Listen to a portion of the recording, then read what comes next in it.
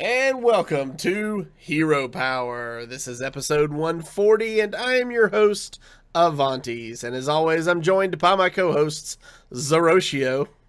You were so adamant to just go right to the intro that you didn't even share your audio, your desktop audio. That is great. Yeah. I love your dedication. You know what? Just screw it. Yeah. Not even gonna catch you. Don't nobody tell me what to do. And my other co-host, Virsica. I'm gone for a week, and you guys just go to hell. Right? It's all your fault. Forget the audio already. I mean, we're 45 seconds into the show, and you're already dropping the ball. Everybody else heard it. Just you guys were the only ones that didn't hear it. So it's true. It's and I still dance like I hear it anyway. So yeah, there you go. But nobody can see you.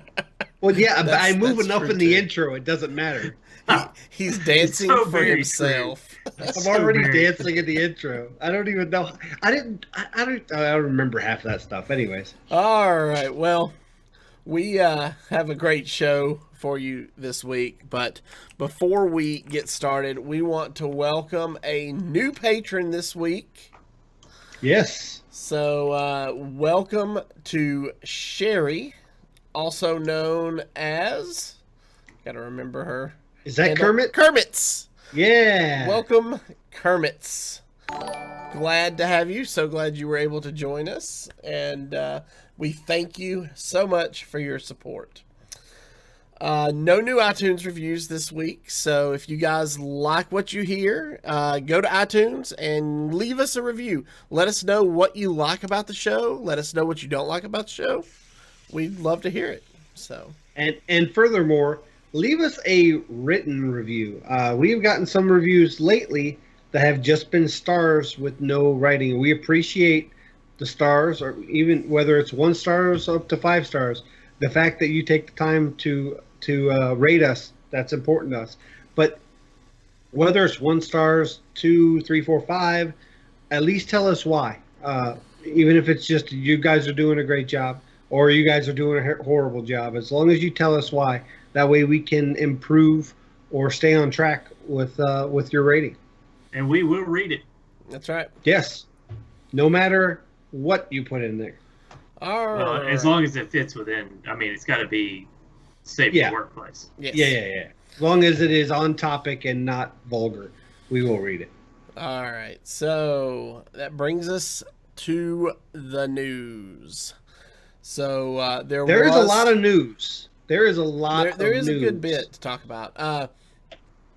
There was a tournament this past weekend. HCT Oakland.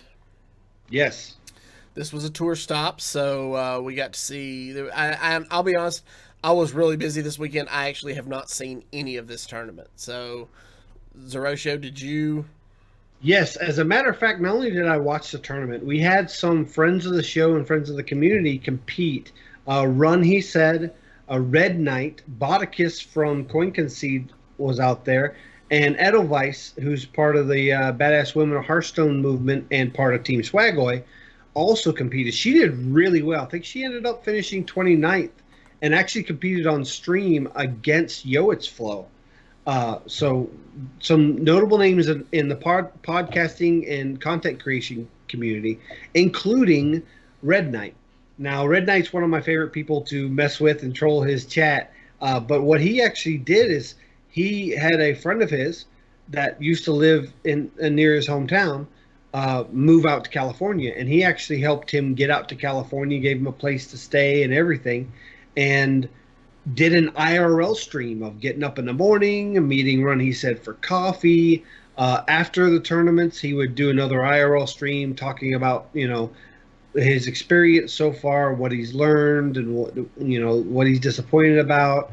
And the whole car ride there and the car ride back was an IRL stream. And if you're not a follower of Red Knight, it's Red_Knight HS on Twitch. Definitely go out and follow his channel. He has some really good insight in the game and into just life in general. He's just a really good person to listen to. While I like to give him a lot of trash and mess with him a lot, he is a definitely entertaining person to watch, as well as just a wonderful Hearthstone player. He's competing in the finals of UHL, if that hasn't happened already. I haven't looked at the schedule, but he's in the finals of UHL this season. So, yeah, check him out. But the tournament was really great. There was some interesting times in the tournament.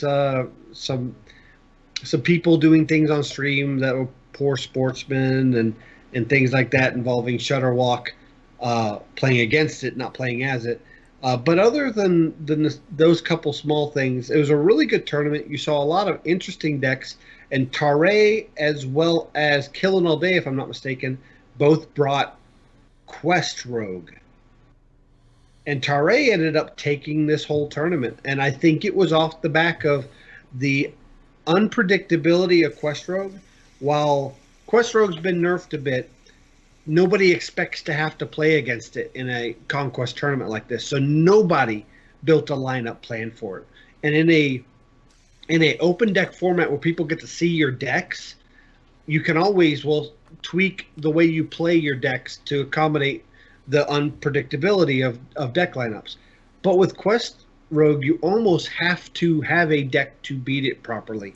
And nobody that Torre faced was able to match up against it. And he ended up taking it all. It's a good tournament. It's awesome to see Quest Rogue kind of surprisingly making a resurgence. You know, you haven't seen it a lot lately, and now you have somebody who sneaks it into his lineup and goes on to win. You know, that kind of makes you wonder if we'll see a resurgence of... Well, Quest Rogue's one of those decks. It's one of those decks that right now, and probably in the future, is not good on the ladder. There's just too many other decks that are going to counter it or not be good against it. It only beats certain lineups of decks. Now, expecting that you're going to see quite a few greedy control decks or some hyper-aggressive decks and nothing really mid-range in a tournament, where mid-range is how you kind of combat, mid-range and tempo is how you combat Quest Rogue.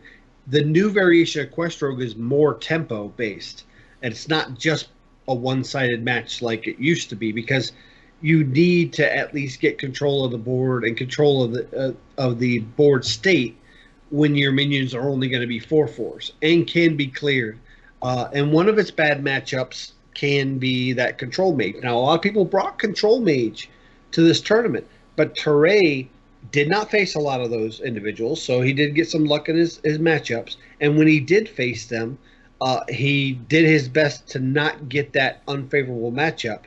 I think I did see him play against somebody who played Control Mage, and he just outplayed him and was able to win an unfavored match. But I've never been a real big fan of Teray, and a lot of it's some from that Magic Amy fiasco, as well as his kind of overall attitude about the community and the game as a whole. But I can't argue that he is not a wonderfully intelligent Hearthstone player, and he proved it at this event. All right, cool. So if you missed it like I did, I'm going to go back and check out some of the VODs, because I do want to see some of the matches that were played in Oakland this weekend. And yeah, it wasn't on the Play Hearthstone Twitch. It was at the Esports Arena. Yeah. Esports. It's twitch.tv/esports arena was the channel it was on. So a lot of people didn't realize. I'm not sure why Play Hearthstone didn't at least host it.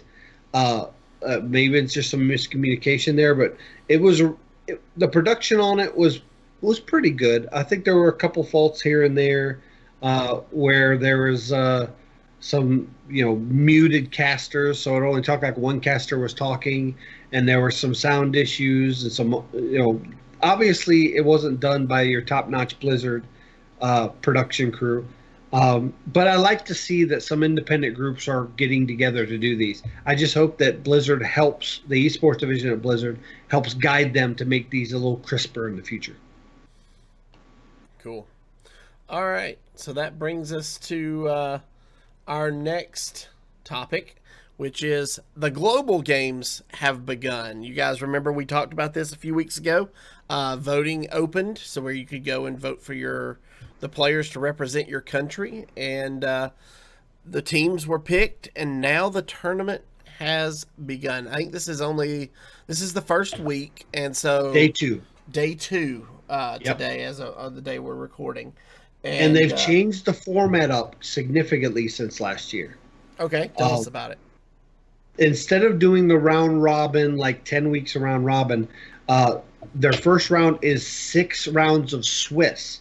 Now, the benefit of this is you're not going to have like first place in a group and last place in a group face off, where it really doesn't matter who wins because the last place has no chance of getting in. So with the Swiss, it's going to make more compelling matchups and allow people, teams, to get in when they may not expect to. And once they realize they're out, they won't get matched against somebody who's still in the tournament. They would get matched against somebody who's out, and I believe they probably won't bother, at least playing those matches or at least streaming them.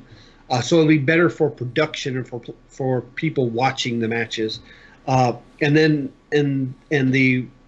they're doing kind of a round robin style draft where one team picks a class, another team picks a class, then they ban 2, then the other team bans 2, and it goes back and forth until you're left with 5 classes that you've picked and 4 that you've banned.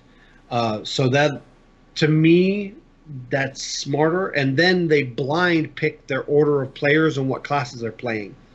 And then I think at that point they get to pick their decks once they know who they're facing against. But it's definitely a different format than last year, and I think it's going to be a lot more competitive. And last time it was almost like exhibition matches, where in this case it's more competitive, and the top, I think it's 16 teams, if I'm not mistaken, will go to BlizzCon to compete. I could be wrong on that, but we have the link in our show notes with all the details, and you can click on the brackets, and it will show you the active brackets for the 6 rounds of Swiss going on, that are going on starting this week. Okay, cool. All right. Also, and for the HCG, USA did play today, and they barely lost in Game 5, 2-3 versus China, which is a really good team this year. So I don't expect US to be out of it by no means. They can definitely come back from this and pretty much win the rest of the way out. They kind of drew the short straw when they got China in the very first week, so that happens. Yeah. We talked last week about the Midsummer Fire Festival coming back, and it's here. It started Monday, I think, and yes. So basically, it will run. I don't know how long. We don't know how long it'll run. It'll probably be up for a week or 2 at least. And usually it's 2 weeks, if I'm not mistaken, but I don't think they gave a close date on it yet. Yeah, and basically we're getting double gold for all quests. So your regular 50 gold quests are now 100. Your win 3 game quests are 120 gold, and your play a friend is now 160 gold. So yep. Yeah. And then a lot of the Facebook groups are finding other people with a play a friend quest, and that's 320 gold right there. If you trade, yeah. If you trade between the two of them. This is a perfect time right after the Taverns of Time event to save up your gold for the next set, the Boomsday Project coming out. I know I just hit 4,000 gold, and because of the Taverns of Time, I'm just short of 14,000 dust. So this is a great time, especially if you can't afford the bundle, or you'd like some more packs in addition to the bundle pre-order, to get yourself 20, 30 packs by saving up this gold. Just make sure you do your quests every day. Yep. So yeah. Speaking of the Boomsday Project, nice segue. They announced the reveal stream will take place this coming Monday, July the 23rd. So, that's just, 5 days from now? 6 days from now, from the day of this recording. So, yeah, Yep. we're right around the corner. And the card reveal schedule will happen, is actually starting tomorrow. We'll start seeing casters and celebrities and websites and things announcing cards. So we're fixing to hit the steady stream of card announcements, and that will run tomorrow, July the 19th through the 31st. Yeah, the first one tomorrow starts with PC Gamer. We'll have an article out with the first official reveal. There's been a few reveals already, and if you want to see all the cards, and as soon as they come out, if you are a patron, you go over to our Discord. If you're not a patron, feel free to go over to patreon.com/heropower, and for as little as $1 a month, you can be part of our wonderful community. And our community is always buzzing on Discord about the new cards. We have Game Story channel that people talk about their games and discuss things, deck ideas, deck lists. We have a very active community. Our card reveals are headed by Mech at Arms now. It's no longer Mad at Arms, it's Mech at Arms. Obviously, he's embracing the new mechs coming out in Boomsday. But I've seen other Discords that have a card reveal channel, and they actually use a bot that will upload the cards as they become available on sites like Hearthhead and Hearthpwn. Usually, Mad at Arms has them in our Discord anywhere of up to 5 minutes before their bot gets it into those channels. And that's an automated system, as opposed to somebody just being on the ball, sitting on the Blizzard servers, waiting for new content to pop out of them. So if you want up-to-the-minute information provided by our various moderators and community members, including Mad at Arms, definitely feel free to join our community, just like Kermit's did. That's right.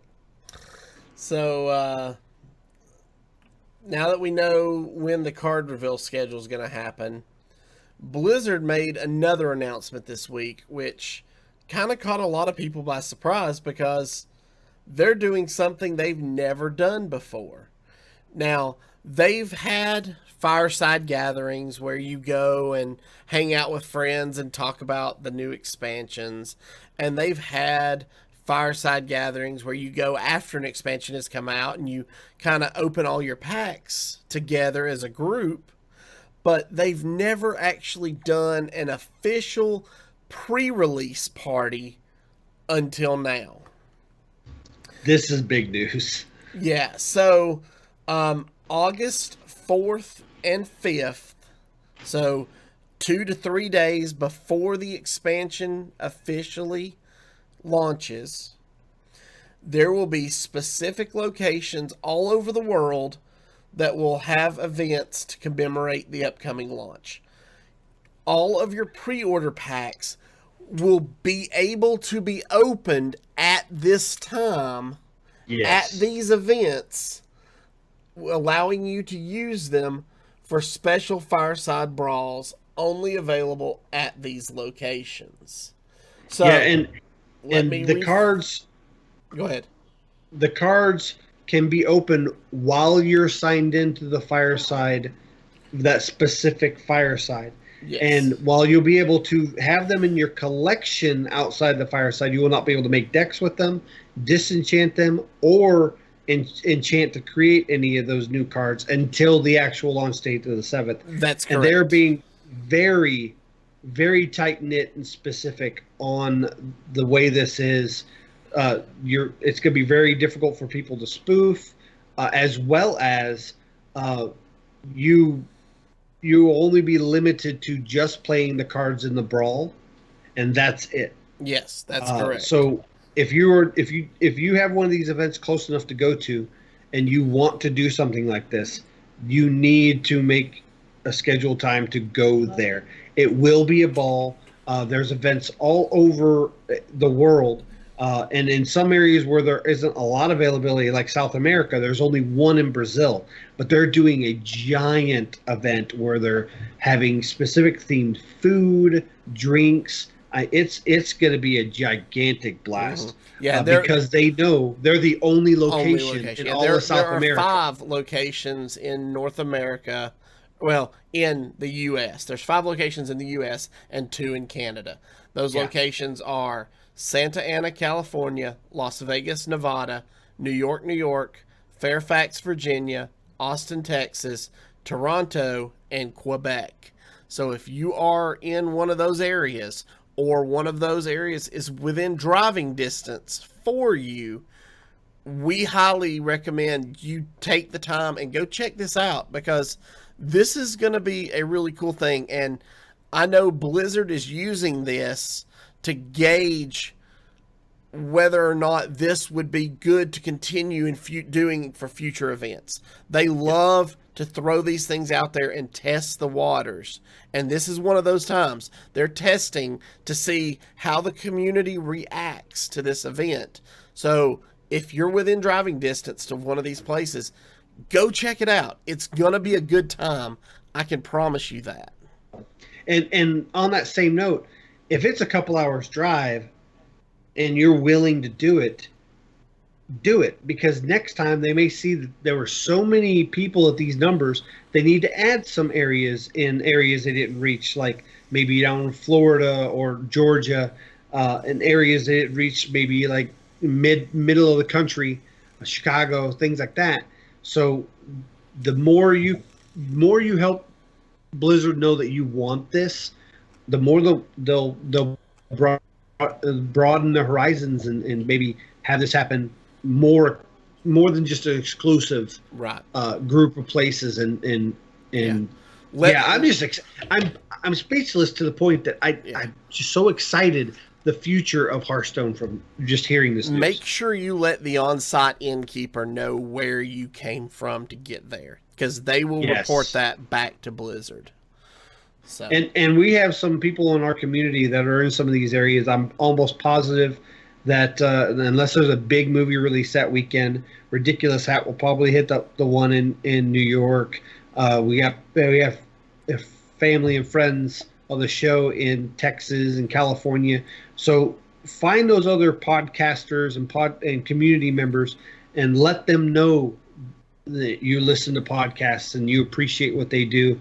And this just brings the community together more. These pre-release events, well, I know a lot of people don't like that they're so limited right now. You have to start somewhere.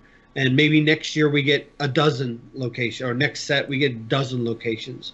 We'll just have to see. I'm excited. This is groundbreaking. Yep. All right. That brings us to this week's Tavern Brawl, which is the Ragnaros Fire Festival. So, defeat your opponent. But if you feed an ever-growing, minion-eating, tiny Fire Lord, there may be a reward in it for you. So, this is just a constructed Tavern Brawl. It's wild format. And there is a 2/3 tiny Fire Lord who is pretty much immune to all damage dealing effects. He changes side of the board every turn, and at the end of the turn he deals damage randomly to minions and or players based on whatever his health is or whatever his attack is. And every time he kills a minion, he grows in attack. So it's a fun little Tavern Brawl. I built a wild deck, and I built Wild Priest because I had win 3 Priest games and had a lot of fun with it. And it's go check it out and get your pack. Zeroshio, did you have a chance to play it today? Yeah, I did. I played Mage. It was a lot of fun. It says if you grow him, you get a reward. I don't know what that is, or if there's any indicator when you get it. It's the firework emotes that you get when for the holiday for this event. So like when you grow him to a certain point, you get upgraded emotes for the rest of the event.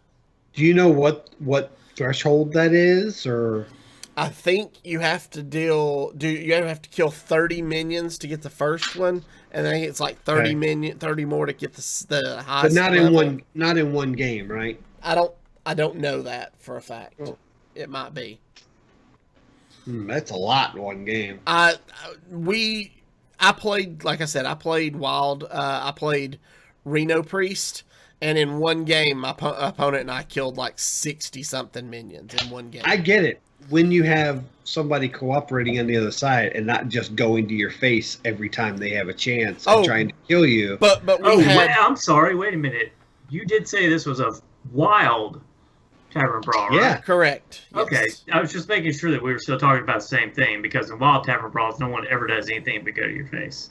I like I said, I played Reno Priest, so like I psychic screamed the tiny Fire Lord back into their deck. But wait, you made it to round 7? I made it to like round 40 because we went forever.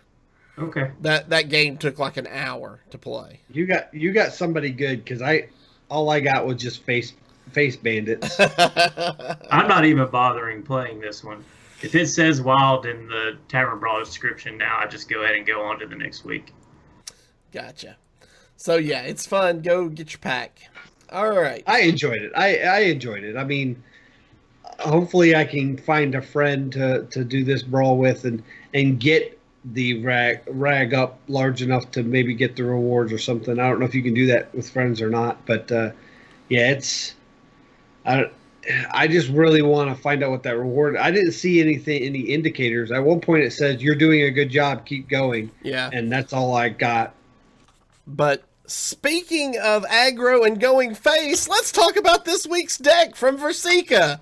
So before we go to this week's deck from Virsica, for our audio listeners, you need to go to heropowerhs.com and at least take a gander at the video, because Virsica held true with this promise from Bunny Hopper winning the tournament, the seasonal playoffs, or seasonal championship for summer, and he has large epileptic-inducing strobe menageries called bunny ears on his head, and it is hilarious.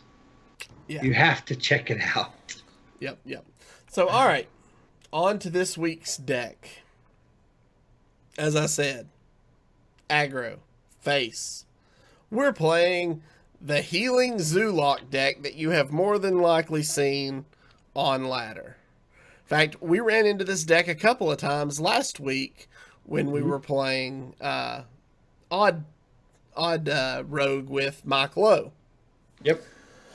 So, I'm going to pull the deck list up here. I'm going to read through it, and then I'll turn it over to Virsica to kind of talk about it, because whose idea was to bring this deck. Yes. This is the third in as many weeks aggro deck that Virsica has decided he wanted to play on the show. But just for the record, he has made a few changes to this deck, as he is prone to do, so we'll let him talk about it after I read the deck list. So first of all, there's this nasty rumor out there that I don't like aggro, and that's absolutely not true. I think aggro is more forgiving. I do think in the long run it's a little easier to play, but that doesn't make it bad. And what is it that Quigley, the movie Quigley Down Under, he says? I said I don't use guns. I didn't say I can't. Right. Didn't say I didn't know how. Yeah, I didn't say I didn't know how. Yeah, I didn't say I didn't know how. No, but see, one of the things that we really love to do in the show is to show you decks that we either find fascinating on the ladder or will help you climb. So as we get towards the end of the month, I like to look at the decks that are going to help you guys climb faster. And so this is definitely a deck that this deck is a numbers game. You just pound games over and over and over and over with it. You rarely make it to turn 10. This isn't a deck that you're. I don't want to say play for fun, because it is actually quite fun to play. This isn't a deck where you're being nice to your opponent. This isn't a deck where you're worried about being fair. This is a deck where you're really just trying to get through the game as fast as possible and move on to the next game, so that you can really get that. You can make the 55 to 60% win rate that this deck tends to have, is where you can really make it work for you. Let's talk about the deck. Yeah, so Okay. So the deck list is as follows: 2 Flame Imp, 2 Kobold Librarian, 2 Light Warden, 2 Soulfire, 2 Voidwalker, 2 Voodoo Doctors. So that's like 12 1-cost cards in the first 6. Then you've got the only thing in the 2 slot, Prince Keleseth. So then you move into your 3 slots, where you've got 2 Fungal Enchanters, 2 Happy Ghouls, and 2 Tar Creepers. Moving on, you've got 2 Life Drinkers, 2 Saronite Chain Gang, and 1 Spellbreaker. And then, to finish off the deck, you've got 2 Despicable Dreadlords, 2 Fungal Mancers, Leroy Jenkins, and, wait, what's this? The Black Knight. I love it. So, Virsica, tell us a little bit about how this deck plays.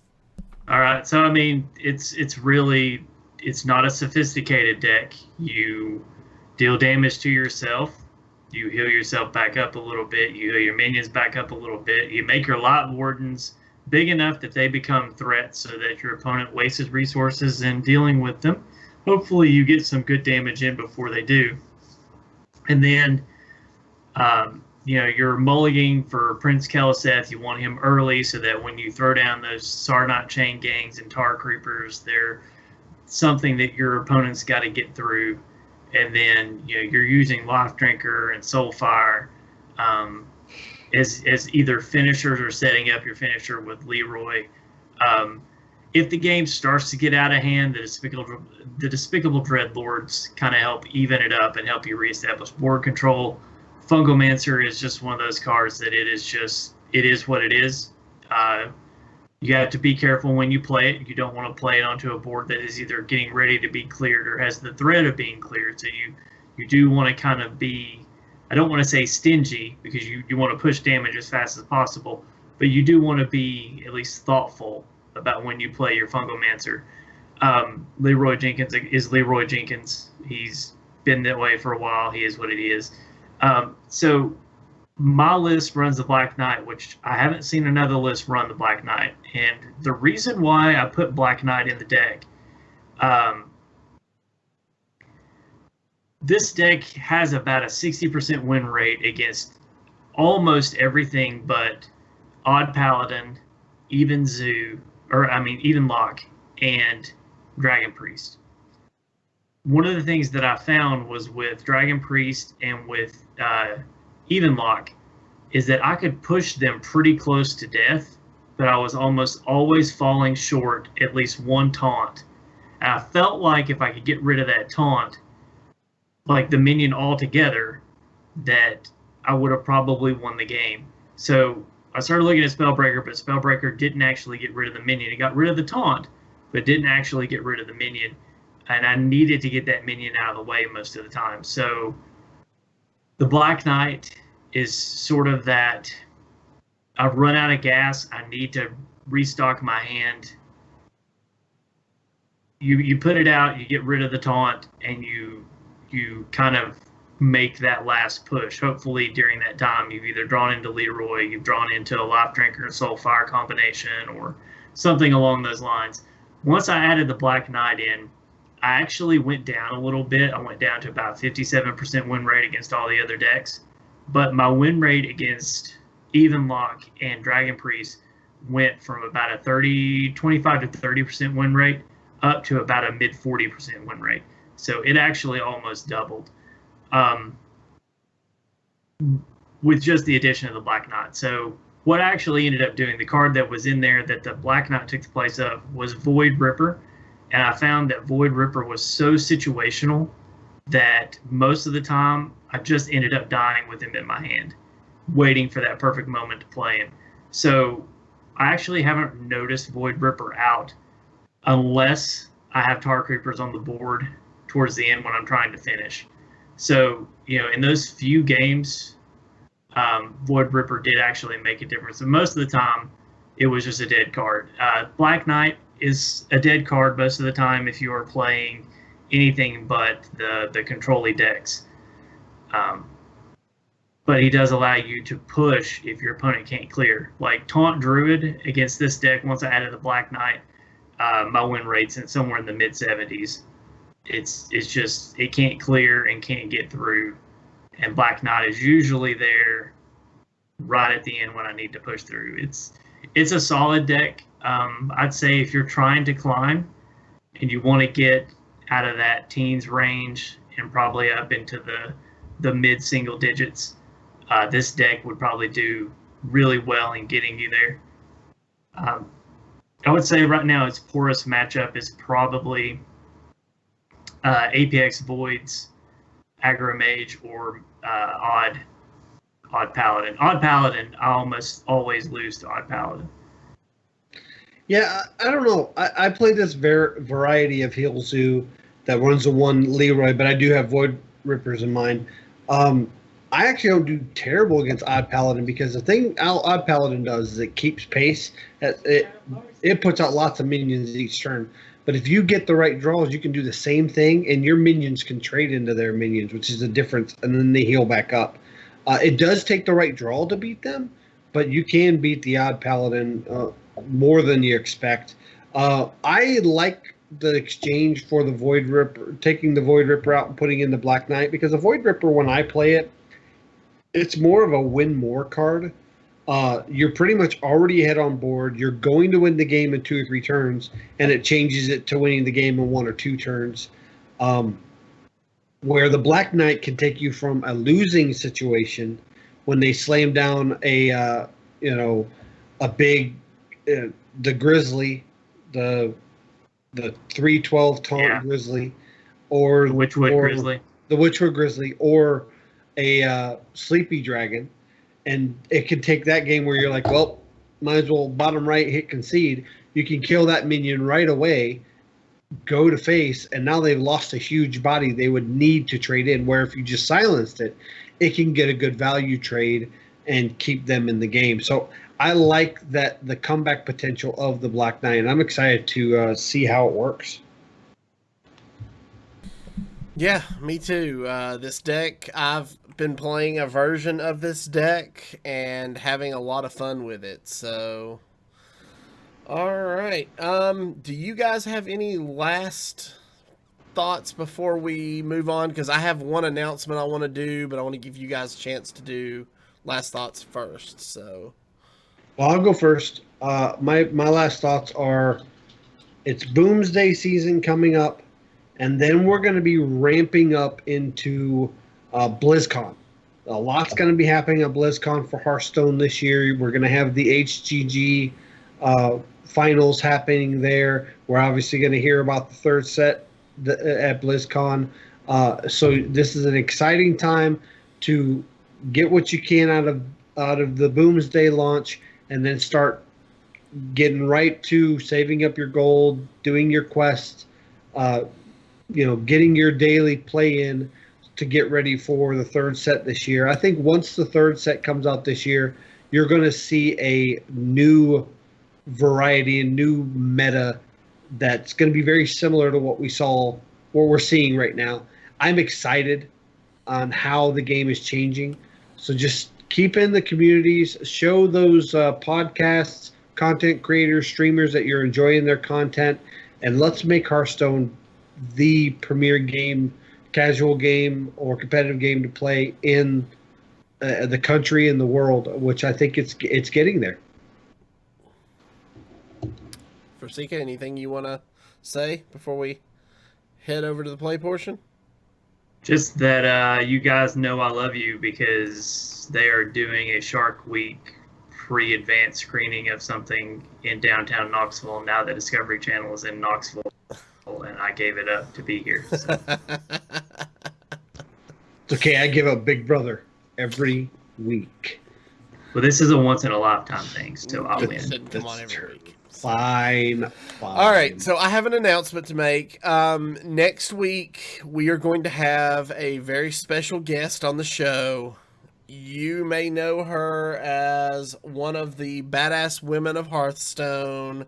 You also may know her as being a member of Team Fade to Karma. Next week, joining us live here on Hero Power, we're going to have Pear HS on the show. And I have to admit, I'm stupid excited for this next show. This excites me. We have some undisclosed so far plans and collaborations with Pear coming up. We'll talk about that next week on the show. But when we came up with the idea of having a collaboration with Pear and getting involved with her in the community, and found out that we can get her on the show to talk about that, I've just been giddy. I've been a follower and a subscriber of her channel for a while now. She's a great streamer over at twitch.tv/PearHS, has a wonderful community along with other female streamers like Denny and Layla Fox Nation. And Pear just kind of... I've always been very adamant that I love female representation in Hearthstone and in esports. But one thing that I want to say is I don't want to force the issue. I don't want to just get females into the competitive Hearthstone or even the streaming of Hearthstone just to have females. I want them to be good at the game. I want them to be passionate about the game, not just be a female in the community. And Pear definitely, along with all the female players she supports through her community, meets that bill, and I'm very proud to support her. She is not only one of the premier and best female players in the community, especially on Twitch, she is just a great Hearthstone player, bar none. Regardless of anything, she is not one of the best female players. She's one of the best Hearthstone players, period. Yeah. And it excites me to have her on our show next week. Yeah. So make sure you tweet, let her know you're excited she's going to be on the show. Let F2K, Fade to Karma, know that you're excited she's going to be on the show. And we've got some other announcements on the show for next week too. So make sure you let everyone know to tune in 7:30 Eastern next Wednesday, July the 25th. And Ink's head just exploded. So, all right. With all of that said, if you are joining us on Twitch or YouTube, please stay tuned for the live play portion of our show. If you are listening via the audio podcast, we'd like to thank you for joining us. Remember, you can follow us on Twitter at HeroPower_cast. You can find all of our past episodes on YouTube at youtube.com/ECMMOGamers or on our website at HeroPowerHS.com. If you enjoy the show and would like to help support and improve it, you can do so by joining our Patreon, just like Kermit's did, at patreon.com/HeroPower. And we'll see you all again next week. And don't forget to use your hero power. I don't know, James. That didn't sound very bold and italicized. I think you need to work on it. Was it supposed to be? I wrote it in show. I added it to the show notes. Did you? Oh, great. So this excites. You guys have been listening to Daring Reporter, right? Yes, I was just about to mention it. I actually have not, so catch me up. Oh no, they make sure to say, "Don't forget to use your hero power each time." At the end of cool. every time they talk about hero power, they talk about what we talked about, what we did, yada yada yada. Then they say, "And don't forget to use your hero power." And that just it amps me up every week listening to them talk about our show and use the catchphrase that I say every week. That just it makes me happy. So wait, I think I just logged into the Asia server. Helps if I log into the right server. So, gosh, what was I going to say? I just blanked. Well, you better hurry because I found my worthy opponent. Yeah, Man at Arms. No, I have a whole nother announcement for patrons that is coming probably this weekend. So yeah, Yep. We have to butter the toast first. that's and then right. We'll, I gotta once let the toast you is guys buttered. stir for a little while. Come on, Hearthstone. You can end any time now. Close. All right, the so program. just to let you know, I'm going second. In my hand, I have Fungal Enchanter, Voodoo Doctor, Fungal Mancer, and Soulfire. So what are you I'm up against a Druid. Okay. So what are you looking for in your opening hand? Well, you want Keleseth, and you want Light Warden. You got Voodoo Doctor, which is good. So I'm definitely throwing back Fungal Mancer. I'm probably going to pitch the Enchanter as well. And I'm thinking I'll probably do the Soulfire as well. What do you think, Zuricia? Yeah, that sounds right to me. Yeah. Yeah, just keeping the Voodoo Doctor's probably the best way to go. So we ended up getting the Kobold Librarian, Life Drinker, and Light Warden, which is great. Great. I mean, Kobold Librarian, Coin, Light Warden, or just Kobold Librarian. I don't know if you want to use the coin now that you drew into the Fungal Enchanter. Ooh. Oh, next turn is going to be amazing. Yeah, that's great. So we just drew Happy Ghoul. Yeah, we just drew Happy Ghoul. And we have and he doesn't use his hero power. We have a druid that's playing the quest. So the first thing we're going to do is lay our Light Warden. Uh-huh. We will then Voodoo Doctor, restore our health. Yep. We will now cast Happy Ghoul. For free. We're a little free. a little susceptible to swipe, but honestly, we're not in a bad spot if he swipes. No, if he swipes, he's going to leave up the Happy Ghoul. I can't imagine that he wouldn't take out the Light Warden. He's just going to Oaken Summon. Oh, this is easy. So he, off his Oaken Summons, he got the Cursed Disciple, which is a 5/1 Death Rattle, summon a 5/1. So what do you think of trading both of our 2/1s into both of those? Yeah, we're going to have to. But do you think we need to tap here so we have something to heal next turn? Yes, we're definitely tapping. Okay.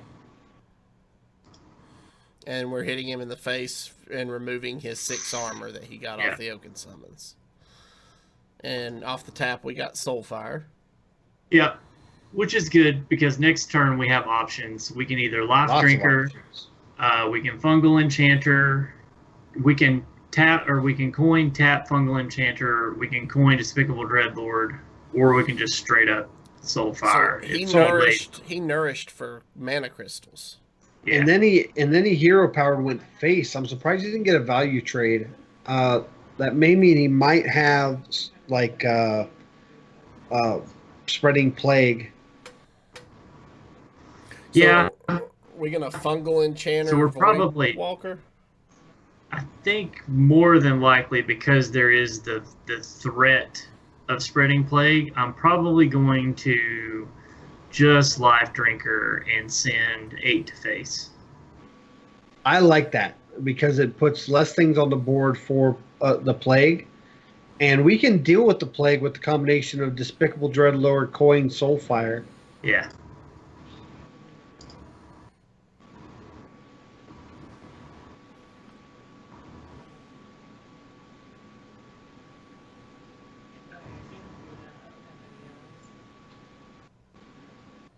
This isn't a snap play. Fate Spinner.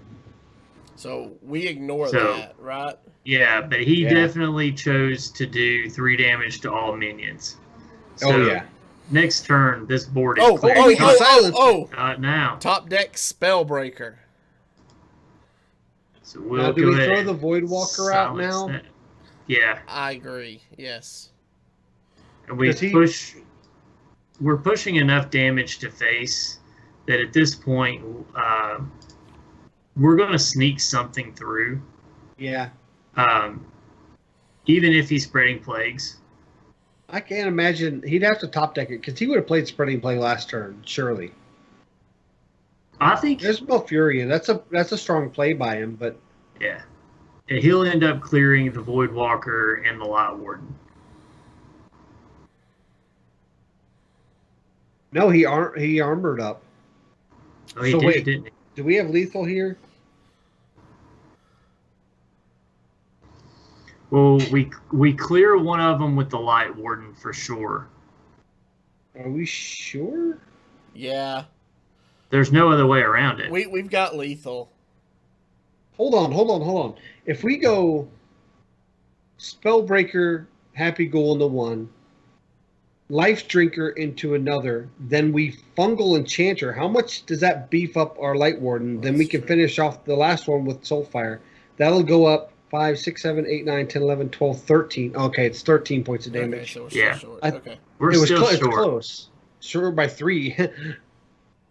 So we're probably just going to Despicable Dreadlord and tap here Okay. and clear. Yeah, I don't hate that.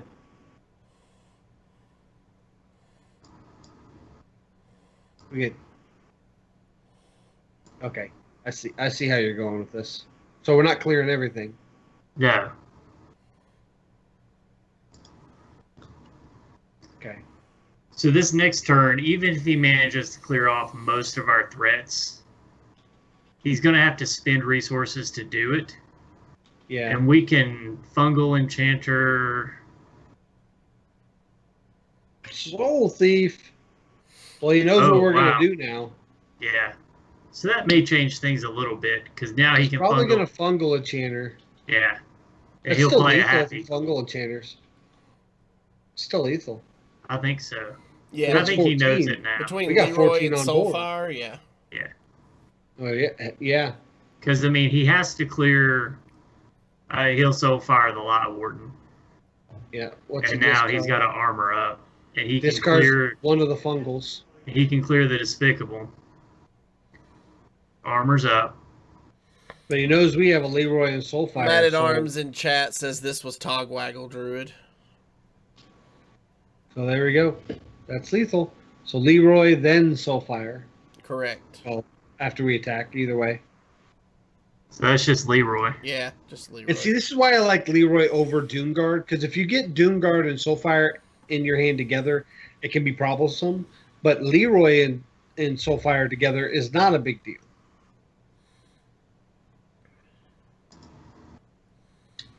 All right, 1-0. Yep. That I haven't seen that build of Togwaggle. I mean, that build almost looked like a Quest warrior Druid. version. Yeah. Yeah. I mean, I've seen Togwaggle Quest Druid, but not with Azalina and some of the Fate Spinner. Quest, Toggle. Just don't see it.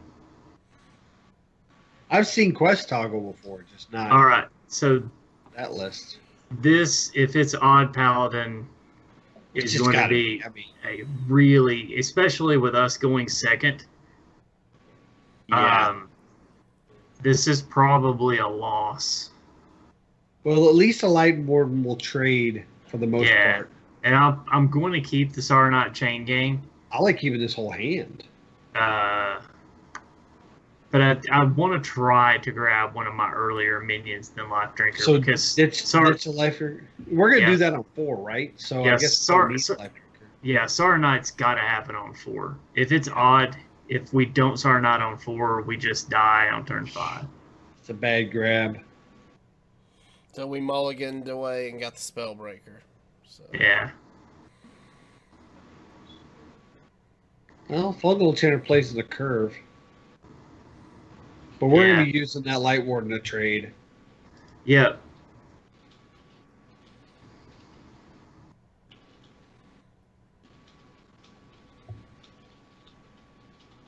Ooh. Kelliseth There's- on 2. Kelliseth. So this I mean- this is one of the cards we needed if we were going to be competitive. But even with Kelliseth, it's probably going to end badly for us. We lose the Fungal Mancer turn, but to be honest, that's a pretty strong play. know if that's better than making 2 dudes, though. Oh, wow.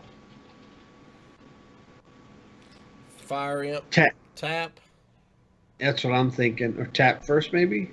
Yeah, I'm just trying to decide whether I even want to play that or not. It deals 3 damage to us, and then they're just going to trade into it. So it deals 3 damage to him. But in 4 the damage end, to him. Yeah, but in the end, is it? Well, now that we got the Voodoo Doctor, it's a little bit better. Yeah. Well, we also have the fungal enchanter, too. Yeah, but not next turn. That's true.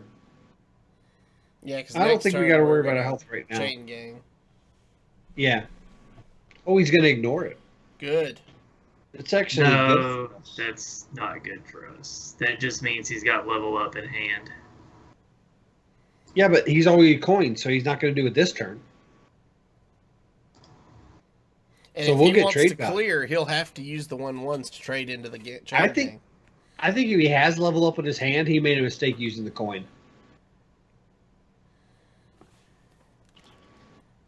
See, now he's going to take face damage. He's using his dudes.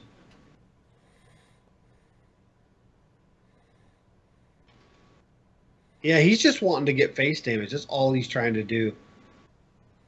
Oh, wow. And we pulled right into the other Serenite. Do you trade into one of the 1/1s? Yeah. I say definitely, yeah.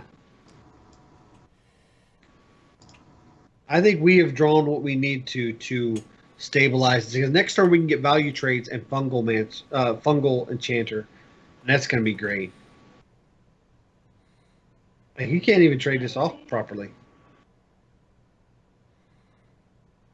Oh, the value, the value.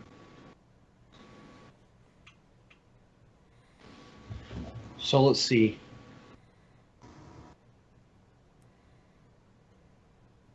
We're obviously going to trade and then Fungal Mancer. Do we want to tap first? Yeah, I think so, yeah. that will be good for maybe next turn. So I think we trade into 2 of the 1/1s and then take out either the Acaris Veteran or I like the Arden 2. Squire. I like the 2/2 Dire Mole. Yeah. That Because this works sets too. up if we draw into Despicable Dreadlord. Yeah. And then we just Fungal Yep. Enchanter. We Heal don't them feel all any. back up. Soulfire is going to be used to finish, right? It depends. We're coming up on the Sunkeeper turn. Let's see, I might. Yeah, he has to worry about the board now. This is really good for us. This is where we start to fall behind, though. If he runs Divine Favor, You know, that just means we need to now manage our hand.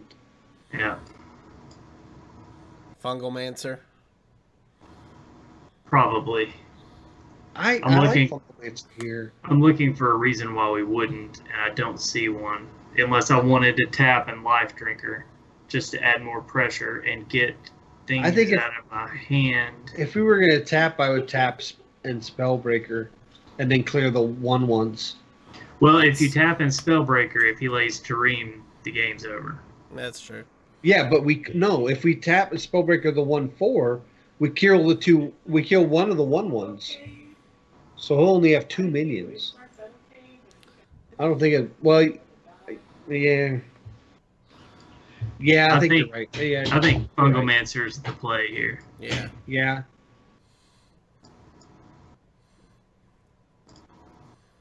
Tareem still wrecks us, but not as bad. Yeah, and he had to have gotten it off of the Nope, and he did. Stone He got the Righteous Protector instead, yeah. which we can silence at 3/3 if we want. Yeah, Black Knight would be good here. Black Oh, Knight man. would be amazing here. Yep. Oh, come on, one time. There's the Despicable, but I still think we probably Tar Creeper here. I like Tar Creeper. Are we just going to power through the 3/3? Well, now if you Spellbreaker the 3/3, you can clear the other 2 minions and leaving him with just a 1/1 on the board. That's what I was thinking. I mean, it leaves our minions low, but at this point, he has 1 card in his hand. Yeah. He almost has to have Divine Favor. I don't hate it. And then you follow up with the Dreadlord next turn. Or Dreadlord Tar Creeper next turn. Oh, you're just going to go face. Okay. I don't hate that either. Pressure. Okay. Just do it. Don't discard Leroy. Oh, and you discarded Leroy. That's fine. It's still the odds were there. Oh, it wasn't a mistake. Shut up. You're going to lose anyways. Here comes... No, not Tareem. Top deck Tareem. Nope. Level up. That's is still fine. Like, he still has to play damage control here. Oh. Yep. Life Drinker, Happy Ghoul, Tar Creeper, clear 2 minions. Yeah. Tar Creeper works too. Yeah, there's no real value in Despicable.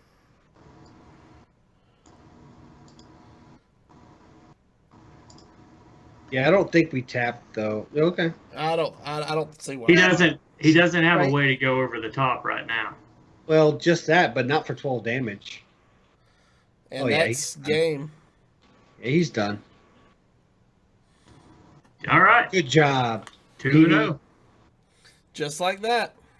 Jeez. Are we cutting it there? You want to do a third? That was nuts. I don't care to do a third. We've got the time. All right. One more. I got 2 packs to open on stream. I was going to say, that was a match we probably shouldn't have won, so I'm okay. Yeah. Like I said, I do better in that match than you would expect. Matt at Arms in chat says, tap last, fell fish. I'm doing that just for Fred. You're going to get me in trouble. I like Keliseth in the opening hand. I say you throw everything else back. So, Keliseth in the opening hand is fantastic here, and I am throwing everything else back. Actually, there is merit to keeping the Despicable because we're facing a shaman, yeah. Right, and there's a good chance that we're going to run into a Primal Fin totem. Unless it's Shutterwalk. Unless it's Shutterwalk, and then we need the pressure. So it's a 50-50. I think Shutterwalk is the flavor right now, so we'll because of tournament play, Shutterwalk is the flavor right now. Everybody is begging you to please do not coin Keliseth. No. He's gonna consider it now that you said it. But we drew the Voidwalker. So we have Fungal Enchanter, the Black Knight, which actually might be good in this matchup. Yeah. Prince, Keliseth, Voidwalker, and we drew into Life Drinker. Right now, I curve out so well that I think it would be ridiculous to coin Keliseth. I have coined Keliseth before, but it's only when the rest of my hand has been absolutely ridiculous. And I know the cards coming up will benefit from the Keliseth. And when I say ridiculous, I mean like there's nothing in my hand that I can even use for the next 3 turns. If you have I had a hand that was Keliseth and 2 Kobold Librarians, and I knew my Kobold Librarians would draw me more minions. That's why I did it. Then that goes face, obviously. Yeah. I have had second putting out Flame Imp, but I think there's the possibility that we draw a Light Warden next turn, and I think being able to Flame Imp, coin Enchanter. Yeah. Tap Flame Imp, coin Enchanter, I think is because Lightning Storm is coming. All right. Yeah, he's setting up for Lightning Storm. Yeah. And this guy is the Super Asian, so I didn't get that when I was looking at it. The name games. I like this guy though. I mean, his turn is basically over. There's nothing else he can do. But he's looking over his cards, or he's trying to. He's hitting up HS Hitting me Replay on. and seeing what the list is for Zoo right now. That's what he's doing. And or he just set his phone down to WAP. That's right. If he's roping, he might be wiping. But regardless, I think we still have to clear this, right? Yeah, we got to get rid of that. We can't let him draw. But my question is, do we tap so that we have some damage to our face? Oh, we definitely tap. So the question is, do we put out the Flame Imp knowing that there is a chance he's going to Lightning Storm? And I think we still do, because Lightning Storm at this point will overload him to 2, meaning next turn all he can really do is Totem, and we put out a Life Drinker. So we're doing this to bait out a Lightning Storm. Yeah. Like, That's we fair. want him. I like that. If he doesn't Lightning Storm, we're pushing quite a bit of damage to face. Now, he's got Healing Rains, so it's, I mean... If he does a Lightning Storm, that means he might be setting up for Volcano. Yeah. Well, and I have been in situations where if I think they're going to set up for Volcano, I will load the board so I have more than 15 damage on there. Wow, double Glacial Shard. That's got to be a sure sign that he has Volcano in hand, right? probably. Can we load past 15? I don't think we can. No. 3, 4, 5, 6, 7, 8, 9, 10, 11, 12, 13. We can, but with trades, he can drop it below. Because we can get it up to 18. But then he can just double trade his Glacial Shards and take it back down to 14. I mean, No, yeah. 13. I mean, right now, we can't really do much anyway. Tap pass, maybe. Yeah, just tap pass. Yeah. Ooh, these turns are looking good in the future.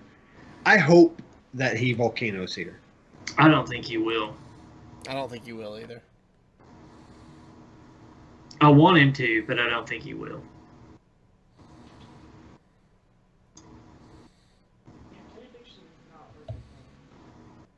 Because, I mean, that's one thing that this deck struggles to deal with is a wide board, which is one of the reasons why the odd Paladin matchup is so bad.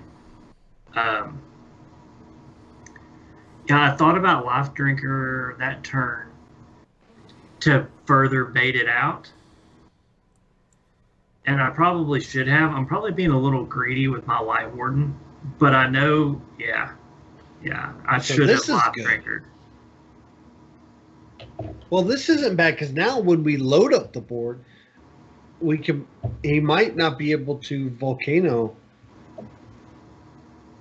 So do we take some value trades and then Fungal Enchanter, or do we Life Drinker?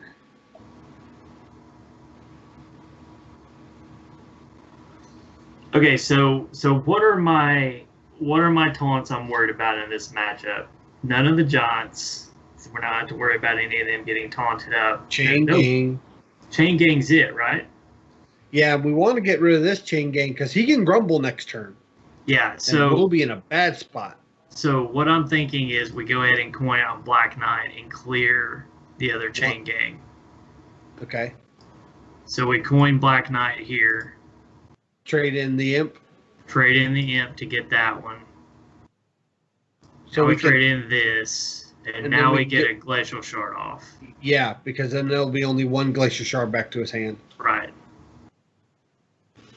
I So like now that. it's not worth grumbling. Well, it's probably worth grumbling, but he doesn't get nearly the value he would have. Because it's always worth grumbling just so it's on the stack.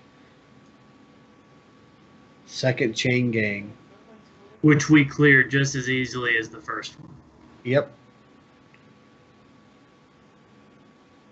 No bump. So he is valuing keeping that Glacial Shard alive, which means we need to clear it.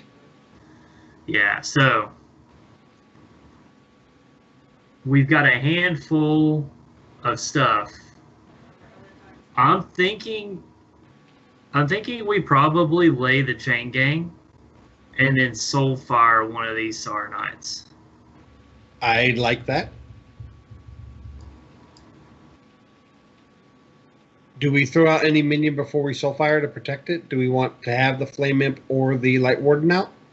I don't think so, because I think it's just going to get cleared. Yeah, but if we don't, the Light Warden might get value off the healing totem. Okay. You know what I mean? I'll chance it. I mean, I feel like we're behind at this point anyway, so... Yeah. It's a good discard. Yeah. Trade our Taunting. Clear that. And we'll clear that. So we are going to trade the other totem. Okay. We are. I don't know if we trade into the 1/1. Well, I thought about that, but then the healing totem doesn't heal anything at that point anyway. I'd rather just get it off the board. I think he's really trying to optimize his Grumble, which we may be able to work against him. Right now we're showing 8, 9, 10, 11, 12, 17 on the board, which he can take it down to 15 by running in the totem, which is another reason possibly to keep the healing totem to keep the health up, and he can't make a value trade in for Volcano. But well, if we would have hit the 1/1, it would have been the same anyway, because our Kelseth would have been a 2/1. It would have been a 2/1, but the healing totem would have been a 0/2, and it couldn't trade into something. Oh, that's where he can trade in the totem to basically take the number down by 2 now. But I mean, if he's gonna Volcano, he's gonna Volcano. I don't think he has it now. 2 good Volcano turns and he didn't do it. I think he has Grumble in his hand. He does not want to Grumble this board. Here he can't comes get the more Serenites. Nope, no Volcano. But he's amassed a lot of the combo. All right, so do we just go face and just? I think we go face. I think we go face with everything but one of the Sar Knights, because we need to clear that Acolyte of Pain. I agree. So we clear the Acolyte. Then we what? Drinker. Well, we want a Drinker first if we're going to go face. Yeah, I think we Drinker. And Happy Ghoul? Do we 4 Drinker or do we 3 Drinker? I think we 4 Drinker. Yeah. Yeah. It keeps the numbers high on health. The Happy Ghoul is a 4/4 as well. Yeah. So now he's going to struggle. Well, we're taking 15 to his dome.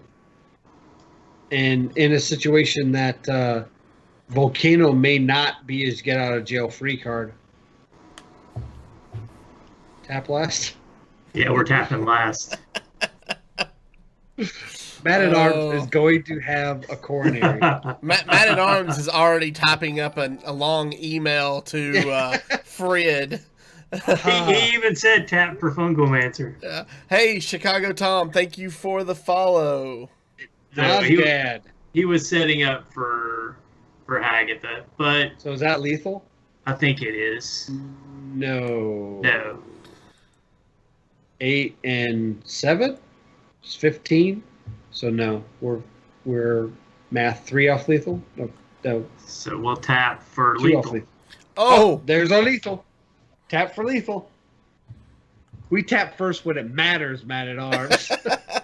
Nosgad, I see you, bro. Thanks for hanging out, man.